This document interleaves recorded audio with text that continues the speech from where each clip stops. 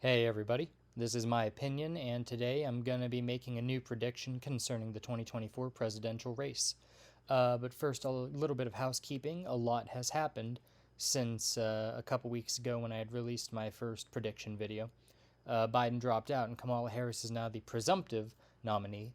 Trump has his VP, J.D. Vance from Ohio, and Kamala Harris has yet to pick her vice president, although it is likely to happen just before the DNC commences. I also want to talk about the things that are going to factor into my predictions for each state. Things like vibes, electoral history, and just my overall gut feeling about how these things are going to go. I'm not going to worry about things like money raised by each campaign.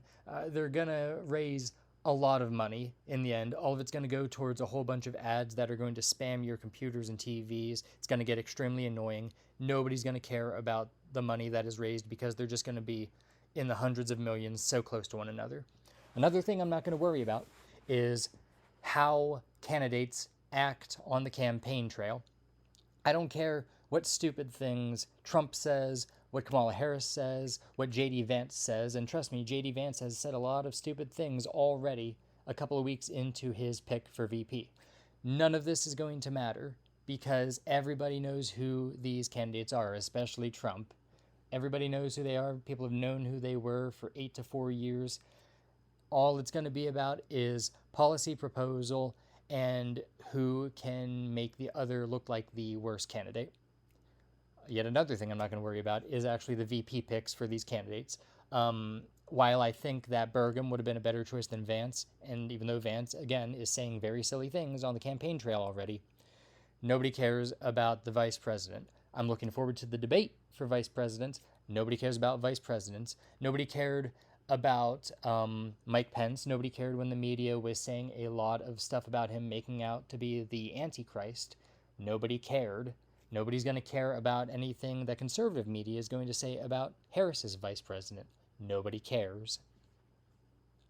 All right, so as I'm sitting here talking, before I get into the states that you all want to know about, I'm going to quickly just cover all of these states that we know are going into the solid or safe Republican or Democrat area. I'm not really going to give you any brief overviews about these states because everybody knows with common sense that these states are going to go to either party.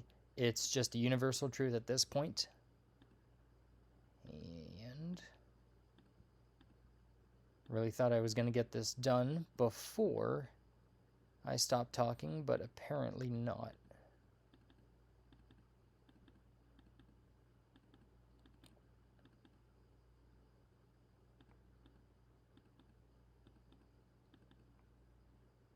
Okay, so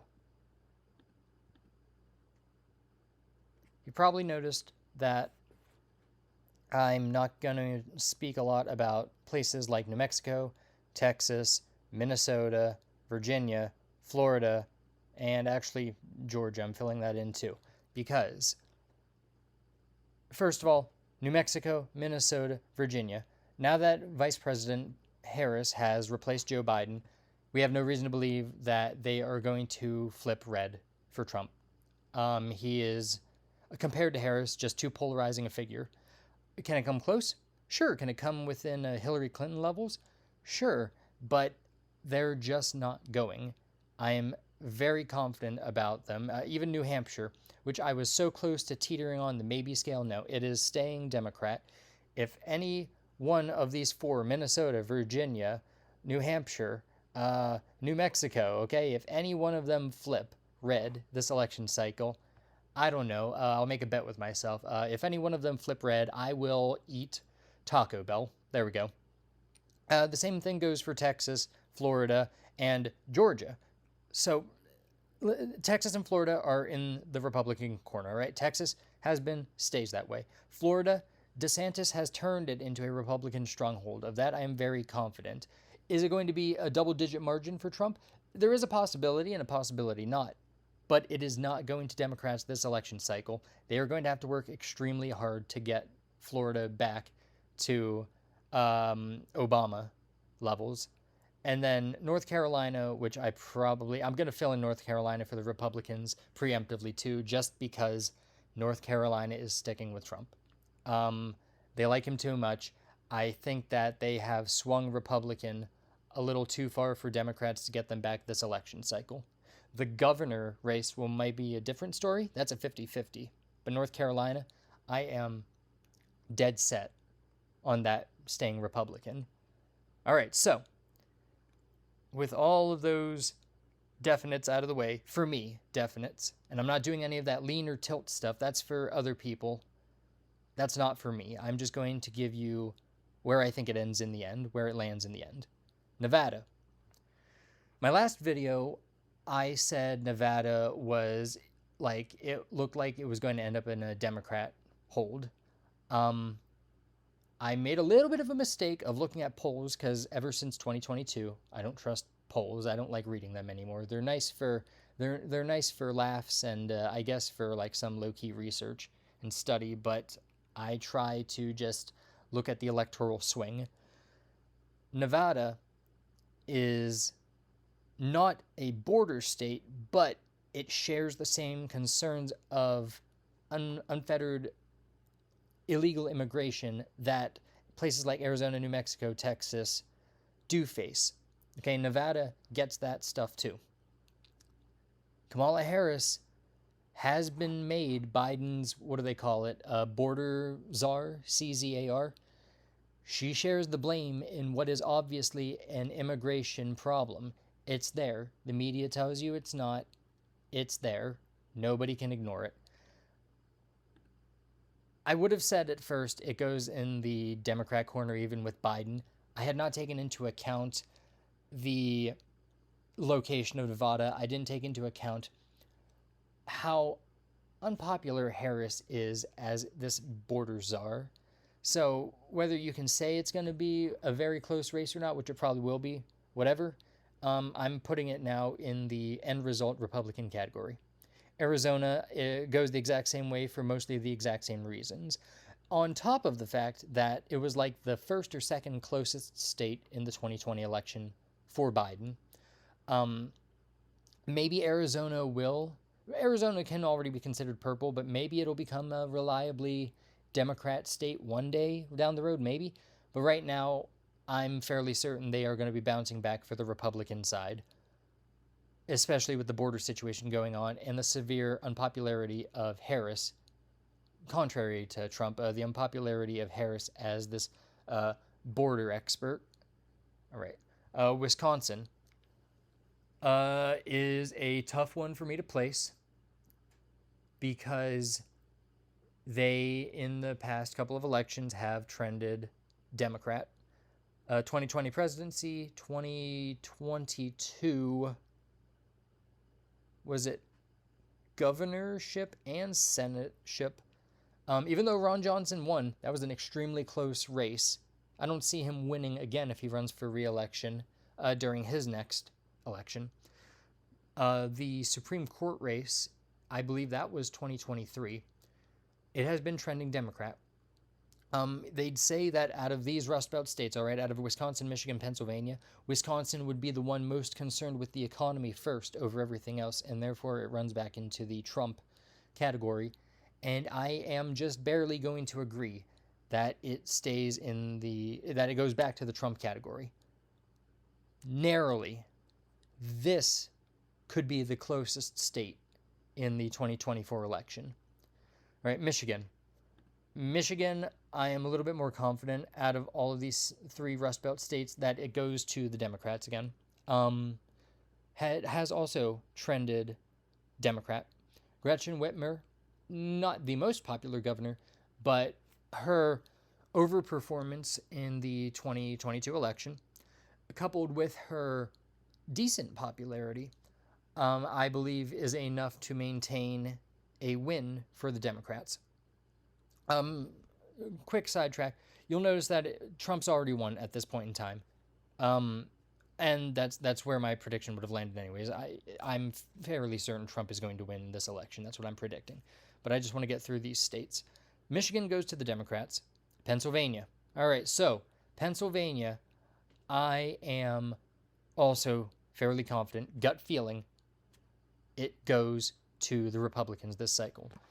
Pennsylvania is as purple a state can get. They have a nice little majority in the state Senate for Republicans. They have like a 1 or 2 seat difference. Democrats have a 1 or 2 seat majority in the General Assembly, and that can easily flip this election cycle too. Yes, they have a Democrat governor who won with an impressive double digits in the governor election of 2022 because his Republican adversary was a very weak campaigner who did not raise any money and also did not campaign and was also extremely polarizing. When you consider Josh Shapiro's performance, it's only impressive if you look at the numbers. If you consider the circumstances, you kind of get it. Trump and Harris are different, all right? Both of them are polarizing figures. Both of them are unpopular. And it all comes down to the shooting that happened. Very tragic. Firefighter had lost his life, and it is not an event we should take lightly. That being said, what I'm about to say is going to sound wild and radical. The shooting that took place in Butler County, okay, could not have happened in a better state for Trump. He is going to rally like hell in Pennsylvania leading up to the election day. He's coming to Harrisburg, I believe it's the 31st, the very end of July, he's coming to Harrisburg. He's coming back to Butler County. He is going to be back to this state a few times, and probably he's going to make it one of his last visits of the election cycle too. Harris is probably going to do everything she can to win this state too, but I just don't see her pulling it off. A very close race? Yes. Close enough? Close enough. But is it going to be enough for her to win? Is she going to be able to win Pennsylvania? I just don't think so. I just don't think that the rural class in Pennsylvania is going to agree to her policies. I think that they are going to turn out in droves for Trump this time around compared to 2020 and 2016. He might even have a chance of taking back a couple of counties that he won in 2016 that he lost in 2020. He might even, for once, flip Center County. That is a very strong possibility, because out of all those counties, Center, Erie, maybe whatever county Pittsburgh's in, Philadelphia, all right, Center County is probably the most likely to flip red of those. My point is, Pennsylvania is going to Trump, I feel, and I believe that this is how the election is going to end, right here. If you wanted to ask me about the popular vote, which doesn't matter in the end because that is not how our Constitution and our presidential election system is set up, even if some of you might get a little angry about that, the fact is Trump is going to probably lose the popular vote again. I wouldn't be surprised, and I also wouldn't care, because in the end, he ends up with approximately 298 electoral votes, defeating Kamala Harris's 240. In the end, I am predicting that Trump is going to win his second non-consecutive term as President of the United States, becoming the 47th President of the United States. That's pretty much what I got here for you guys. Sorry to really kind of rifle through it, but it's hard to really prolong things and drag things out whenever you can cover 90% of these states already and only talk about 5 or 6 of them. If you guys have any comments you want to leave, if you have any questions or contrary opinions or similar opinions to mine, please leave them out in the comments below, and I would be happy to take a look at them, maybe engage with you if I feel like there's something to engage with there. Also consider subscribing, and I will talk to you guys later. Have a good rest of your night. Bye.